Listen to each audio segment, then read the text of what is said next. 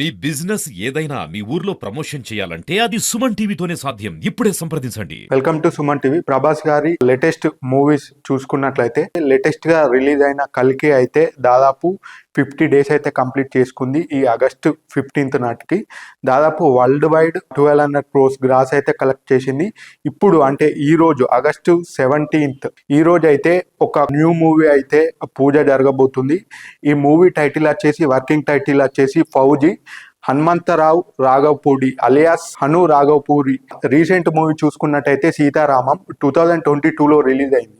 ఈ మూవీ 25 కోట్ల బడ్జెట్తో రిలీజ్ అయ్యి తెలుగు, హిందీ, తమిళ్, మలయాళం 4 లాంగ్వేజెస్లో అయితే రిలీజ్ అయింది. 25 కోట్ల బడ్జెట్తో దాదాపు వరల్డ్ వైడ్ 100 crores గ్రాస్ అయితే కలెక్ట్ చేసింది. ఇది చాలా పెద్ద బ్లాక్ బస్టర్ ఆ year. Top 9 highest grosser in the year లో చూసుకుంటే దాదాపు టాప్ 9th లిస్టులో ఉంది. అయితే సేమ్ ఇప్పుడు అదే డైరెక్టర్ తో ప్రభాస్ గారు అయితే ఈ రోజు కొత్త మూవీ వర్కింగ్ టైటిల్ చూసుకున్నట్టయితే ఫౌజీ. ఈ మూవీ ప్రొడక్షన్ హౌస్ చూసుకున్నట్టయితే మైత్రి మూవీ మేకర్స్ ఆఫీస్ లో అయితే ఈ రోజు పూజా సెరమనీ అయితే జరగబోతుంది. ఈ మూవీ యొక్క షెడ్యూల్ అయితే నెక్స్ట్ వీక్ నుంచి అయితే స్టార్ట్ కాబోతుంది. ఇప్పుడు ప్రభాస్ గారి మూవీస్ లైన్అప్ చూసుకున్నట్లయితే దాదాపు కల్కి అయితే రీసెంట్ గా బ్లాక్ బస్టర్ అయింది. ఆల్రెడీ ఇప్పుడు రాజాసాబ్ అయితే 2025 ఏప్రిల్లో అయితే రిలీజ్ కాబోతుంది.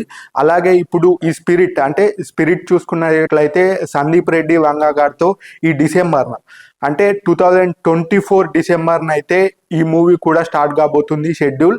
అలాగే స్పిరిట్ తర్వాత చూసుకున్నట్లయితే ఇప్పుడు ఫౌజీ కూడా ఆల్రెడీ ఈ రోజు స్టార్ట్ కాబోతుంది. దాని తర్వాత ఆ కల్కి 2 ఉంది, అలాగే సలార్ 2 ఉంది. ఈ వరుసగా లైనప్ చూసుకున్నట్లయితే రాజాసాబ్ ఉంది, రాజాసాబ్ తర్వాత చూసుకున్నట్లయితే స్పిరిట్ ఉంది, స్పిరిట్ తర్వాత చూసుకున్నట్లయితే ఫౌజీ ఉంది, ఫౌజీ తర్వాత సలార్ 2 ఉంది, సలార్ 2 తర్వాత కల్కి 2 ఉంది. వరుసగా 5 మూవీస్ అయితే ఉన్నాయి. అలాగే ఈ రీసెంట్ బ్లాక్ బస్టర్ అయిన కల్కి చూసుకున్నట్లయితే ఈ 22nd ఈ గురువారం రోజున వరల్డ్ వైడ్ అంటే south Indian languages Telugu, Tamil, Kannada, Malayalam అన్ని కలిపి ఈ 22nd అమెజాన్ ప్రైమ్ లో అయితే రిలీజ్ కాబోతుంది.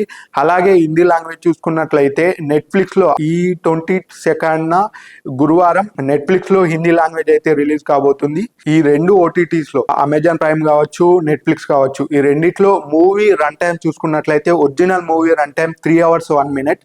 బట్ ఈ OTTలో ట్రిమ్డ్ వెర్షన్ అంటే ఒక 6 minutes అయితే మూవీలో ట్రిమ్ చేయడం జరిగింది.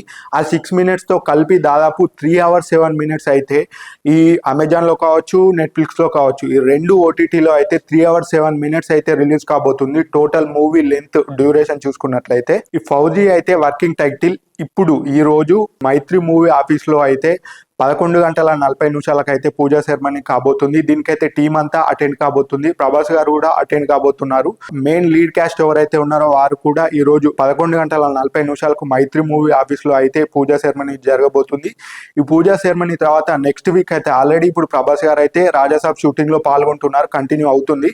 అలాగే నెక్స్ట్ వీక్ నుంచి అయితే ఈ ఫౌజీ షూటింగ్ అయితే స్టార్ట్ కాబోతుంది. ఈ ఫౌజీ చూసుకున్నట్లయితే ఒక మిలిటరీ ఆర్మీ బ్యాక్డ్రాప్ లో జరగబోతుంది. ఈ యొక్క మూవీ బడ్జెట్ ఎస్టిమేషన్ చేసుకుంటే దాదాపు ఒక 400 కోట్ల నుంచి 500 కోట్లు అయితే బడ్జెట్ ఉండే ఛాన్స్ ఉంది. ఆల్రెడీ హను గారి రీసెంట్ మూవీ సీతారామంతో ఆల్రెడీ బ్లాక్ బస్టర్ అయితే తీశారు. ఇప్పుడు ఈ మూవీతో అయితే వర్క్ చేస్తున్నారు. ఫౌజీకి సంబంధించి అఫీషియల్ గా మైత్రి మూవీ మేకర్స్ నుంచి ఈ రోజు 4-5 అయితే ఒక అప్డేట్ ఉంది. అప్డేట్ చూసుకున్నట్లయితే మనం ప్రభాస్ గారి లుక్ అయితే రిలీజ్ కాబోతుందని ఒక రూమర్ అయితే ఉంది. ఈ రోజు 4-5 అయితే అఫీషియల్ గా మైత్రి మూవీ మేకర్స్ నుంచి అయితే రిలీజ్ కాబోతుంది. అలాగే రీసెంట్ టైమ్స్ లో కల్కి అయితే one of the biggest block buster గా చెప్పుకోవచ్చు. ఎందుకంటే పోస్ట్ కోవిడ్ తర్వాత ఏ మూవీ కూడా 15 days రన్ అయితే ఆ థియేటర్స్ వద్ద రన్ కాలేదు ఏ మూవీ కూడా.